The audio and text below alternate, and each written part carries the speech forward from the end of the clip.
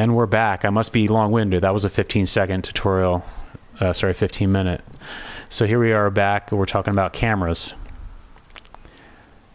All right. So you can see this is a 2D track here. The camera's here, way out. And then to make this work, you're going to, of course, bring in your field of view. Oh, those icons look really glorious there. Okay. So your field of view is 20. Your default is 57. So you can see you're starting there, you're coming in, and that gives it that look. So if you're wondering how to do that, that's how you do that. Epic sweetness right there. And I added, of course, the depth of field is another one to add interest to a line. Some of this could be overused, so you kind of want to watch it with the far blur. You can see, well, it's not too bad here because everything's close. But the default is 200 and 50 near blur. I usually tend to bring the near blur up. This I tend to feel can never be that bad. Whatever. Far blur is subjective again. So now, real fast, the only thing with that I would do different, or sorry, excuse me, the thing to watch out for are primes. Okay, so when this is way back here, as we'll see, and we have the depth of field on, these tend to, of course I've got that thing right in the way, for that. So let's look at that prime there, right, and see how this affects it. Far blur, right, that doesn't look that bad because it's a little bit bigger, but primes tend to look like garbage when you have this on. So it's kind of a personal preference thing, but I wouldn't have a lot of primes with a depth of field and a track also. Okay, so real quick, change camera position and say depth of field. Those are quick, easy ways right there to add more interest to a track. Also, the other thing too is this isn't standard right here. If you look at the box, look where the rider is, all the way out to there. And now if we just, so we go to run the track, you'll see like the look here. But you can see the rider's way to the left. There's no point in making, well, I can't quite say that. But to me, there's not much point in making a 2D track with a limited view, right? So when you're all the way in on that camera, everything's tight, there's no point in putting that rider in the center of the screen. Okay, he's not going to go to the center now. You want to be able to see where you're going, right? That's functionality. I actually like this track. Play with this line here for a quick second. Okay, that was it. That's the glory right there. That's the dream. Okay, so that was about it on cameras. So to get that, to achieve that, you're going to move this over more. The default is about here, right? So let's take a look at the difference. You can see where the rider is now, right? Pretty much in the center of the screen.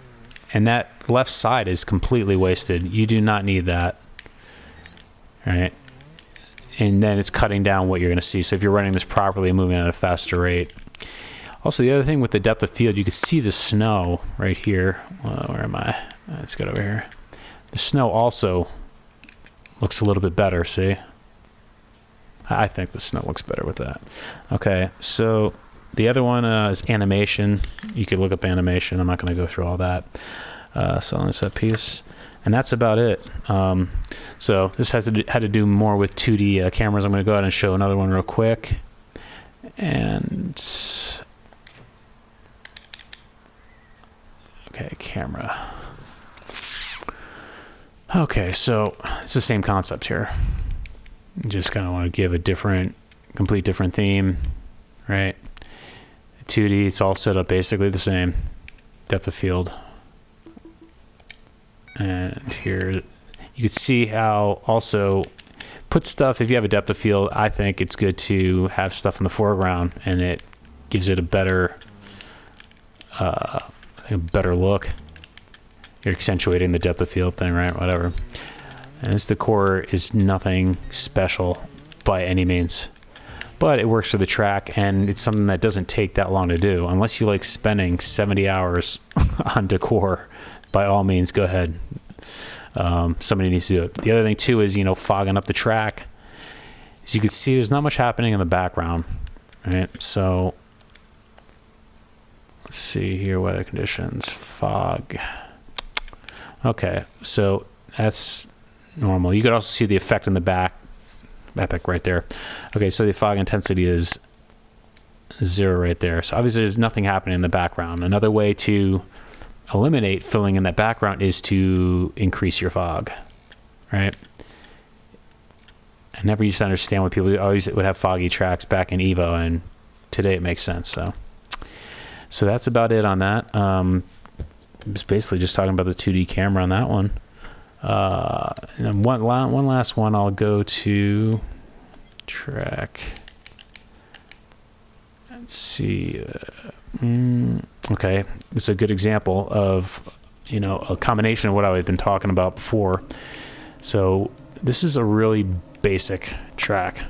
It probably took 2 hours, maybe 3. All right.